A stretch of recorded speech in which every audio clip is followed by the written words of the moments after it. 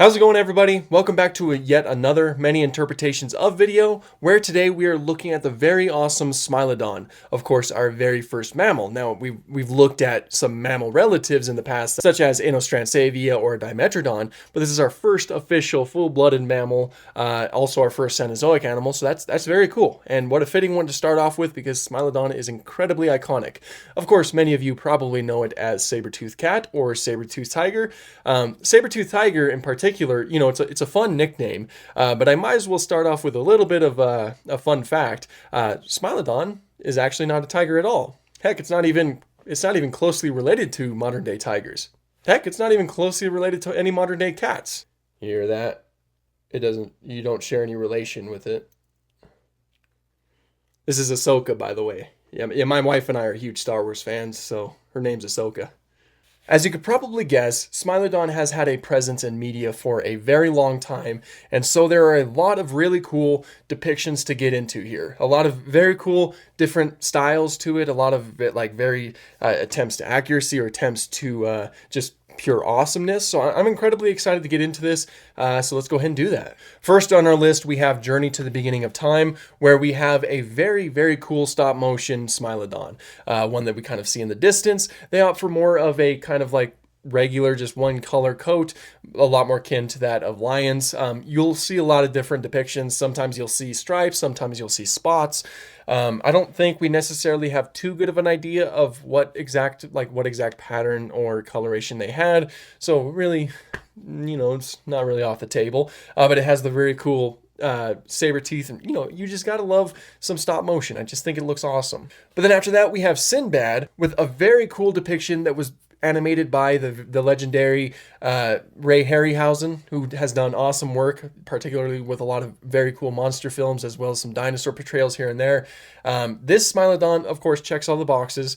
It's a giant cat with saber teeth, so it all checks out. But the most notable thing is the fact that it does fight a troglodyte, which is very fun things, all things considered. You like to see those different situations like that, and this is just a fun example of something like that. Now, the next one is interesting. It's not a project that I was familiar with at all, but it seems that this is one of the only instances that I know of a slurposaur that was applied to mammals. Because for the most part, when you see slurposaurs, which are basically reptiles and things like that they try to make look like dinosaurs, and they just like glue sails or horns on them. They've done that with lions here, which, I mean, in terms of realism, that's probably as real as you can get with it. Like, it looks interesting, but you have to call into question the ethics behind something like that, like gluing these large fangs onto a lion. So hopefully no lions were harmed in the making of this film. It's very interesting to see lions like that, though. It certainly makes it feel like you are looking at a Smilodon head on, which is, I don't know. That's something. Next up, we have from Jingle All the Way. Little side note, I used to watch Jingle All the Way when I was younger. The Arnold movie. I always liked Arnold movies, so, this was always one that I really liked when I was younger. Watched it recently with my wife, and it was okay. I don't know. But anyway, Booster. Booster is like the sidekick of Turbo Man, a giant pink Smilodon, essentially. Bipedal Smilodon, anthropomorphized. There's really not much else that can be said. It's interesting that he's pink, and he does still have the saber teeth, so all of that still checks out. You have all of the attributes of a Smilodon. I mean, I don't know if this necessarily counts, but I will be including things that were obviously inspired off of Smilodon, because why not? Then the very popular Walking with Beasts. I really love this portrayal. This is an incredible episode in its own right. There's a lot of really cool individual variation that goes on with the Smilodons. They have manes, which is interesting, and they're obviously portrayed in, kind of a pride setting, just a group behavior. There is some evidence for this, such as some Smilodon specimens having injuries that they almost definitely would have perished from, but these injuries have healed. Like dislocations and things like that. Things that would prevent them from hunting and therefore would prevent them from surviving. But because they had the chance to heal, that indicates that they lived in a group because they had other members that would hunt for them. So their portrayals in like group behaviors is not really far off from our current understanding. Like there's some other pieces of evidence as well, such as younger ones not necessarily having the adaptations to hunt for themselves, or a group of Smilodons being found buried together. I think a family of Smilodon, if I'm not mistaken. So there is evidence for them being in groups. So when we see things like this, that's not really far off. So all things considered, I think this was always a very fun episode, and I always love watching it. All of the influences that they take from modern day lion prides is really fun to see portrayed in such a way. Now we have our first TV movie, known as Sabretooth, released in 2002. So this is kind of cool because it's like a giant practical effect that they use for the most part. It's very terrifying. Like, I guarantee if I saw this when I was younger and I couldn't distinguish reality from fiction, I think that this probably would have messed up my perception. Unfortunately, this movie didn't mess that up. It was actually a documentary that made me terrified of Smilodon when I was a kid, but we'll get to that soon. This one, anyway, looks very cool. I really like the way that it looks. It looks like they put a lot of work into it. I haven't seen the movie personally, but I might want to check it out one of these days. Who knows? Maybe do a review one day. Who knows? It's definitely a horror film, so that'd be fun. We have a pretty brief appearance in Monsters We Met. We get to witness it take down a bison. Smilodon was a very bulky, powerful predator, so it's likely that it did go after some of the megafauna or the larger fauna around the time. What they would do is they would use their powerful arms to just pin the animal, and then their saber teeth would do the killing blow. Very terrifying, all things considered. But a lot of the shots for the Smilodon, they use like modern day lion shots, like for the close-ups and things like that. And then the rest is used for CGI. Again, I don't think they're really going for pure photorealism. The budget probably didn't allow for it, so you get another one that's just, it looks like this. And then we have Power Rangers, two projects in particular. First, there's the Mighty Morphin, which has a very cool giant Smilodon, mechanical Smilodon, of course. I think it looks really cool here. It has the same basic shape that is very familiar for Smilodon. It keeps the kind of yellow color that kind of feels like goes hand in hand with Smilodon, as well as like the sharp teeth and the gray legs. And I think that this one's absolutely solid. Then we go to the 2017 Power Rangers movie. And it's incredibly stylized for what exactly the movie was going for. This is an incredibly different take on the Power Rangers, so they weren't necessarily going to look like Mighty Morphin. We get a different looking Smilodon, one that doesn't necessarily have the basic shape of the Smilodon that we know and love, but it does keep the yellow coloration. And again, it's great in its own way. It's great for what exactly that movie was going for.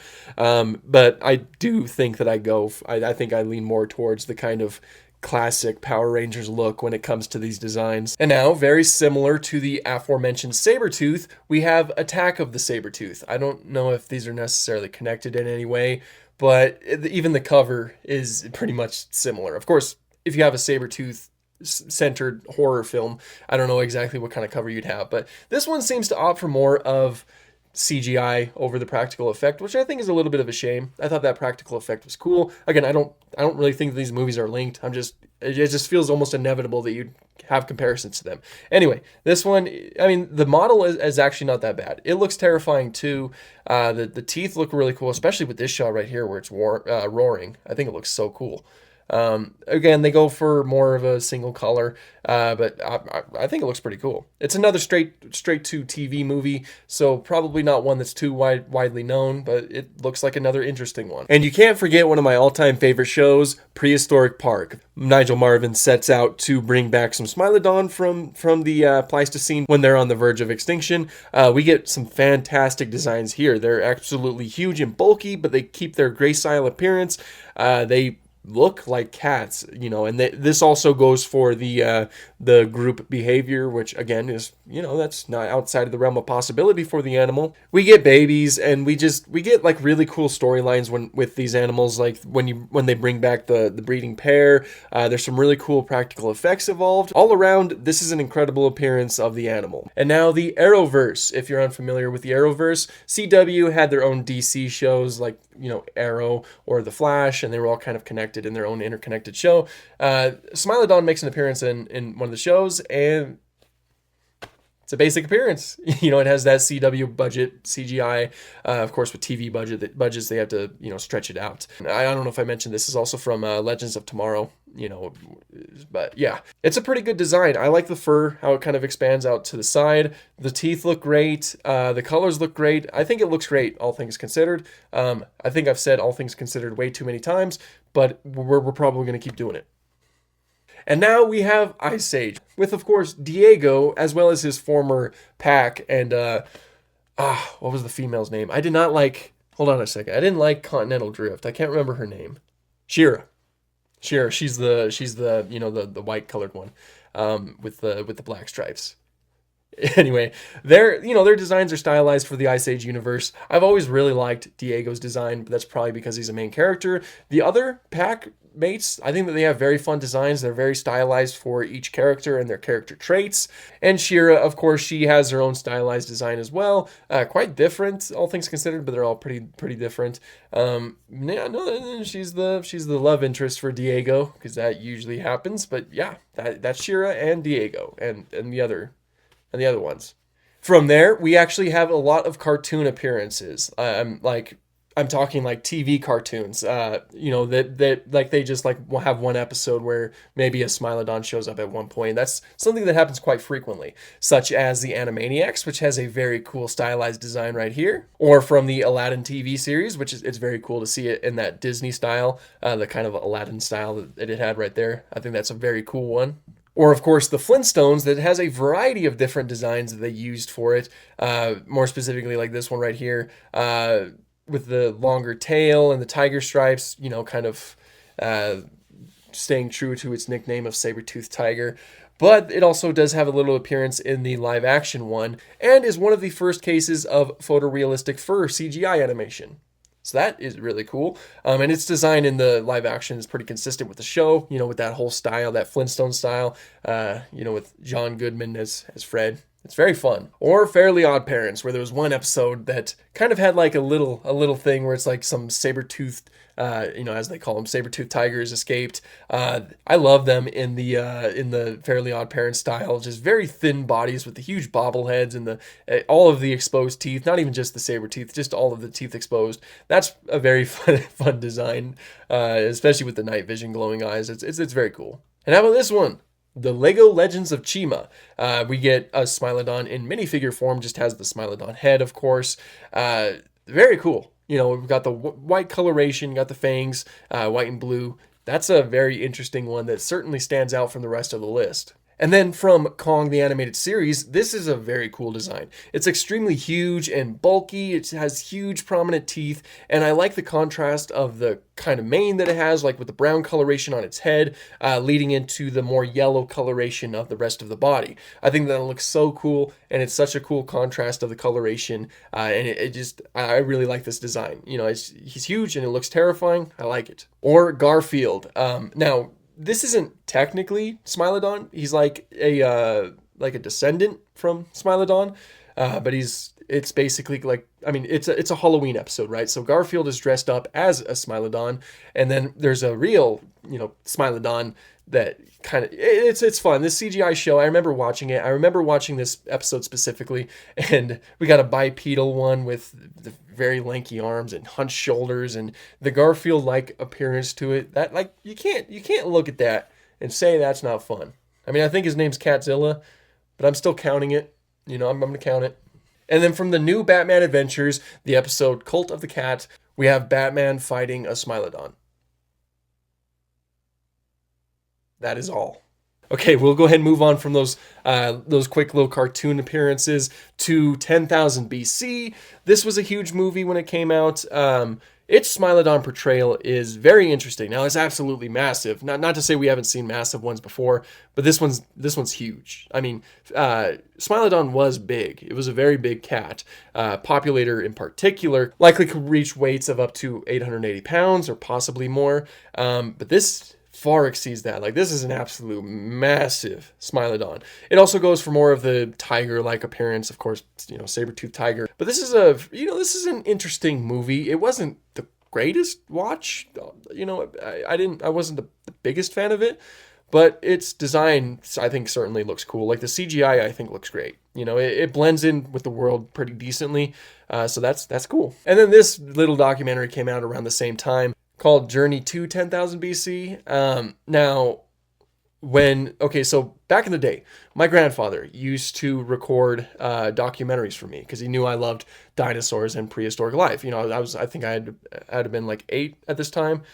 And so he recorded one that was called Journey to 10,000 BC. He told my parents that he recorded that, and they told me that, and my little kid brain thought that that meant he recorded 10,000 BC, the movie, the last one we just talked about. And I wanted to see it. I hadn't seen it yet, so I was excited, and it was the documentary, and that worked out just fine. I think that they did that whole name thing intentionally. Anyway, you know how I mentioned before that Smilodon, I was extremely terrified of Smilodon when I was a kid, and it was because of a particular documentary?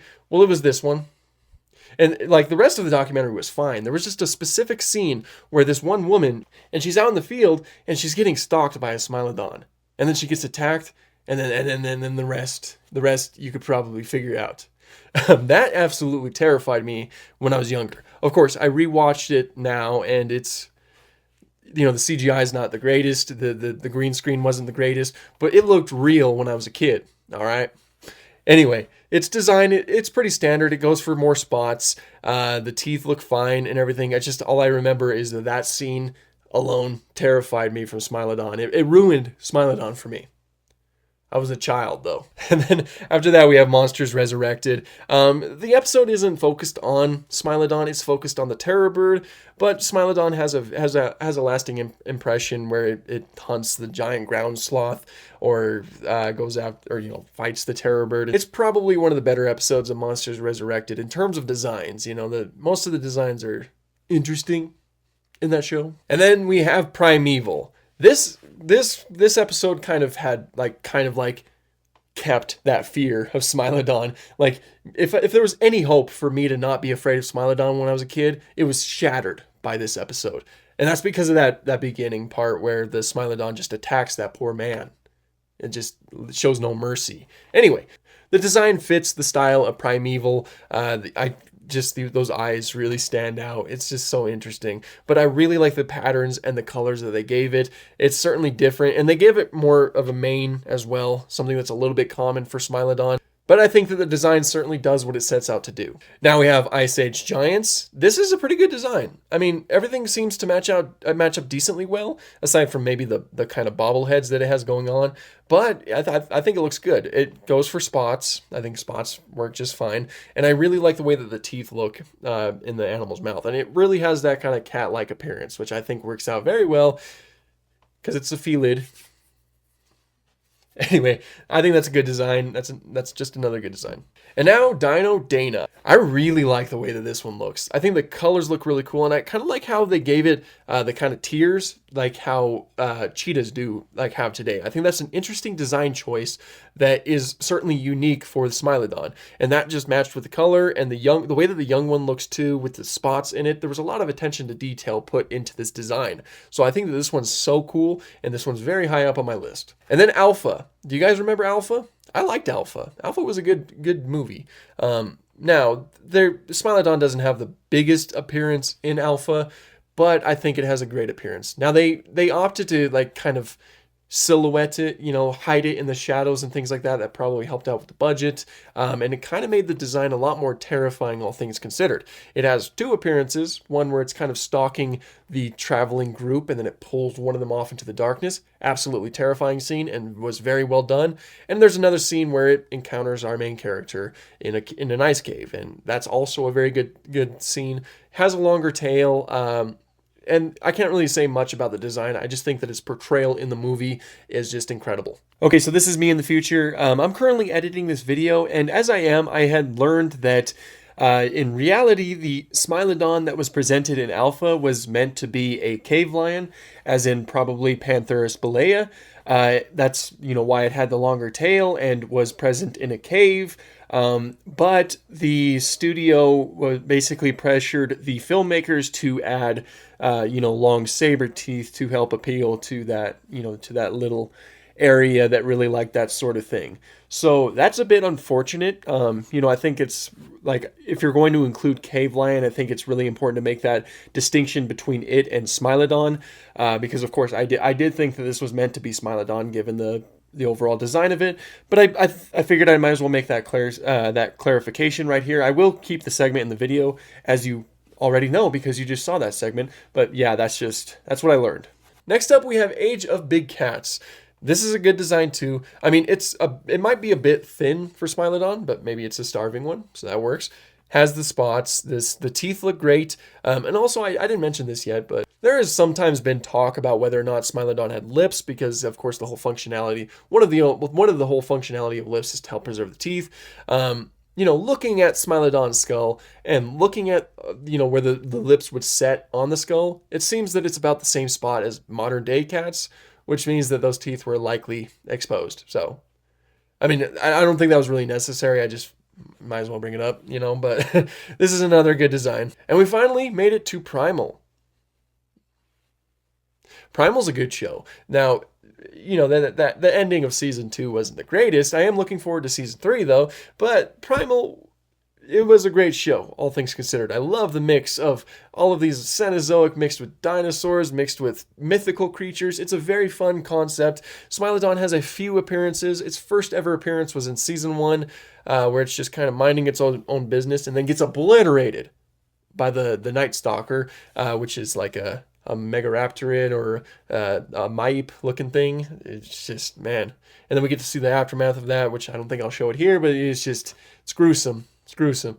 And then later on, of course, we do get to see a little bit of a backstory for Spear, and it's revealed that a whole pack of Smilodon did attack his little family group, but their designs are fantastic. Certainly do match both the style and keeps it really true to Smilodon. I mean, I don't really know what else they would have done. It's pretty standard stuff, but I think that they look great.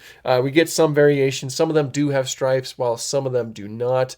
Particularly, I think that the ones who attack the cave don't, if I remember correctly. But the one that was absolutely messed up by the Megaraptor, it had stripes. I don't think those stripes helped it too much in terms of camouflage, but Now, La Brea.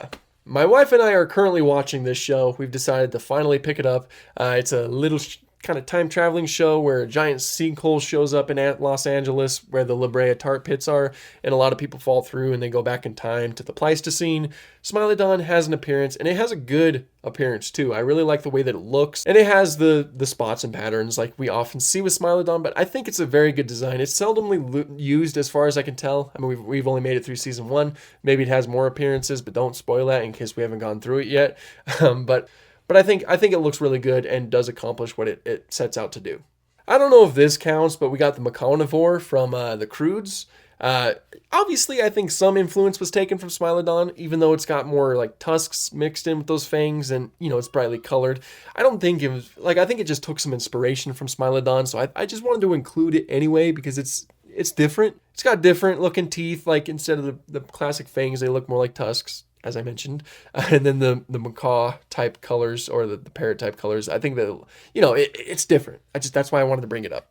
So there it is. Next up, we have the recently released documentary, Life on Our Planet. Now, we get 2 separate designs of Smilodon in this. One that likely represents Smilodon gracilis, which was a North American one, and the only one that, as far as we can tell, encountered a terror bird, which they do in the episode. And another one that is likely Populator, which is the largest species of Smilodon. Gracilis is the smallest species. And it's encountering some glyptodonts in what is my all-time favorite scene. Now, these 2 designs, they vary quite a bit in terms of patterns and things like that, coloration. I much prefer the Populator design. I think that it looks so much better. The proportions of the Gracilis design I don't think are the best. They're fine. I think that they're decently passable, but I gotta say that I just think that the Populator design is just far better. Maybe I'm a little bit biased because I really liked seeing it interact with those Doedicurus, because it just felt like a real animal in that scene. That was my favorite scene in the entirety of the show. Then we'll go ahead and move on to the Jurassic franchise a little bit. First up with Jurassic Park Builder. Yeah. What else can be said? It's just, I like this one. There's, and some of the colors that you level up with, They got a long tail, and they got two. There's two of them in their enclosure. I like it. It's good. And then there's Jurassic World, the game, which is a pretty standard Smilodon design. You get the basic colors that remind you of Smilodon. You level up to level 40, and it doesn't go up. It doesn't go too crazy. It mainly just gets kind of like a main, which we've seen very commonly in most of these designs. So another good design. And after that, we got our first official canon appearance of Smilodon in the Jurassic franchise with Camp Cretaceous. Again, the design's good. It matches up. I mean, like, you get all of the attributes that remind you of Smilodon. And I never thought that I would ever live in the timeline where we see the Jurassic Park 3 Spinosaurus hunt a Smilodon in a desert. I mean, that was just a wacky season. Like, I like that part. That was fun. It feels like shows like that, they can do fun things like that. And they certainly took the opportunity with that. And then the amazing game Prehistoric Kingdom. These are great designs. You get two species. You get Fatalis and Populator. Fatalis is North American. As I said, Populator is South American.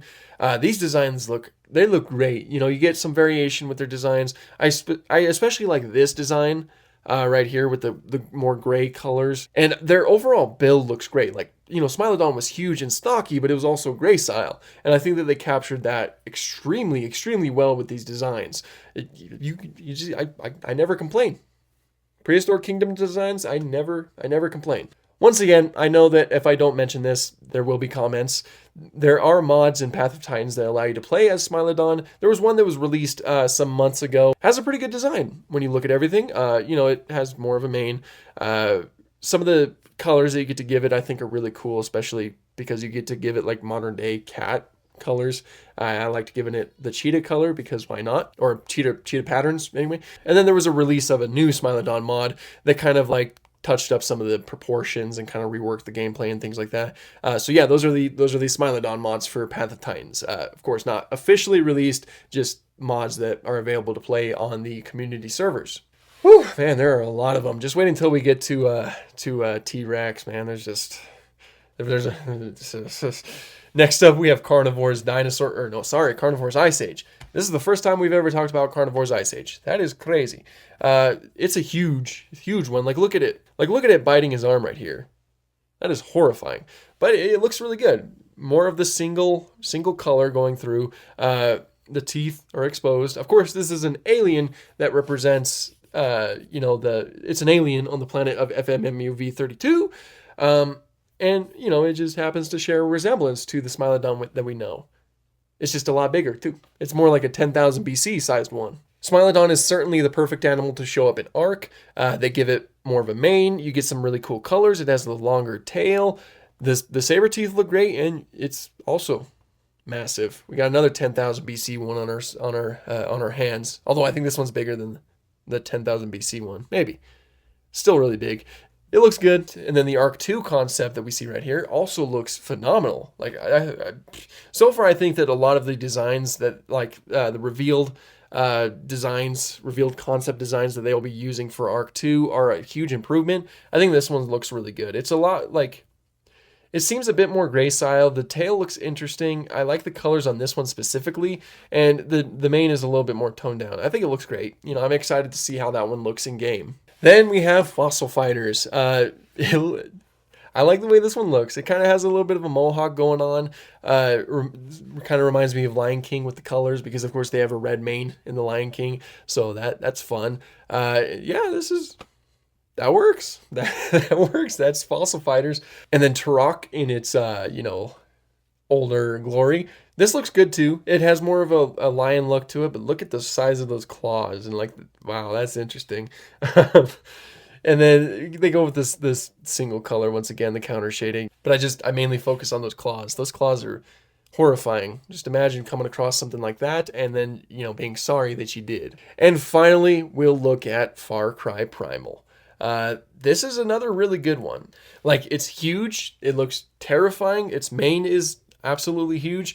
And you, of course, get to tame animals in this game, which includes the Smilodon. You get to tame it. You can't go wrong with that. I mean, I played a little bit of the game, but I never really gotten too far. But I know that is a thing that you're able to do, and that's just fun. That's a great way to end off the list, I think. So anyway, this was a very long video. Like there's no recovering from this one. And of course, I am in the pre-production of the T-Rex video because we are approaching 10,000 subscribers, which is absolutely awesome. Thank you guys so much for following. I like it. It genuinely means a lot to me. But yeah, this is definitely going to be the longest of this series so far. Like already we're looking at about 40 minutes. Of course, once I cut it up, it'll be shorter than that, but man, this is gonna be a long video.